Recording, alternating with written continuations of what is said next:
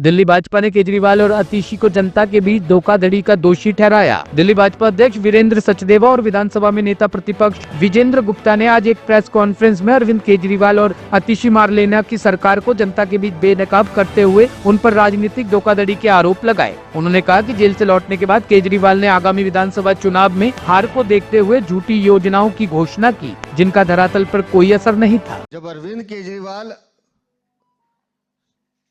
महिलाओं को और बुजुर्गों को झूठ बोलना, लूटना प्रारंभ करते हैं,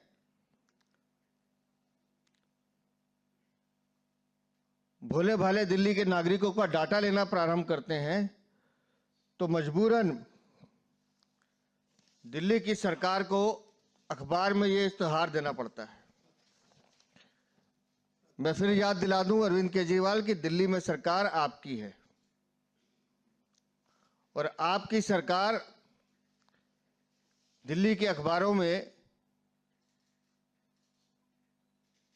ये एडवर्टीजमेंट देती है।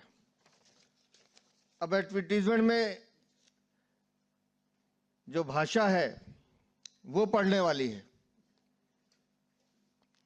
दिल्ली सरकार को मीडिया रिपोर्ट्स और सोशल मीडिया पोस्टर्स के माध्यम से ये जानकारी मिली है, एक राजनीतिक पार्टी दिल्ली की महिलाओं को मुख्यमंत्री महिला सम्मान योजना के तहत प्रति माह 2100 रुपए देने का दावा कर रही है।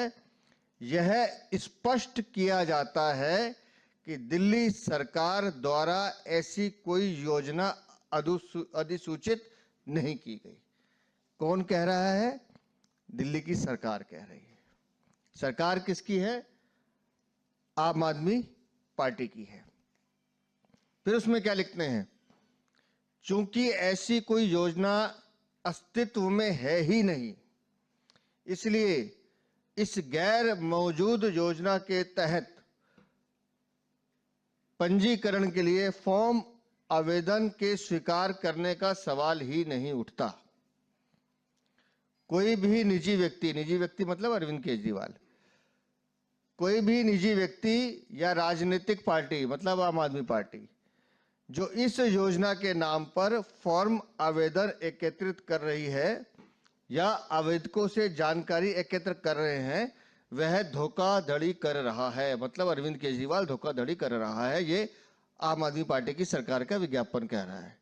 फिर लिखते हैं नागरिकों को सावधान किया जाता है। नागरिकों को सावधान किया जाता है, जैसे कानून एजेंसी निकालती है ना कि ये फोटो है, इससे सावधान रहिए, उस तरह से नागरिकों को सावधान किया जाता है कि इस योजना के नाम पर व्यक्तिगत विवरण जैसे बैंक खाता जानकारी, voter I card, phone number, अपना आवासीय पता या अन्य कोई भी संवेदनशील जानकारी साझी करना सार्वजनिक डोमेन में जानकारी लीक होने का खतरा पैदा कर सकता है, जो अपराध, साइबर अपराध, बैंकिंग धोखाधड़ी का कारण बन सकता है।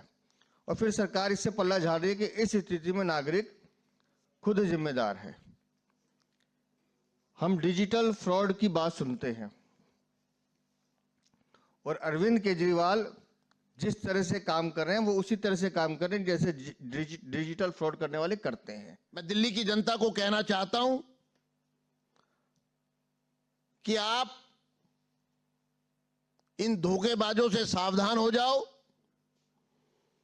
क्योंकि आधी अधूरी सरकार कभी दिल्ली का भला नहीं कर सकती। आपको हम पूरी सरकार देंगे मोदी जी के आशीर्वाद से और मोदी जी की गारंटी के साथ।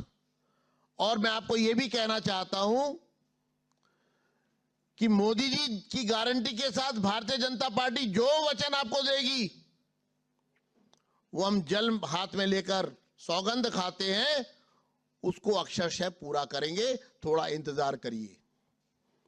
साथियों, अंत में मैं कहना चाहता हूं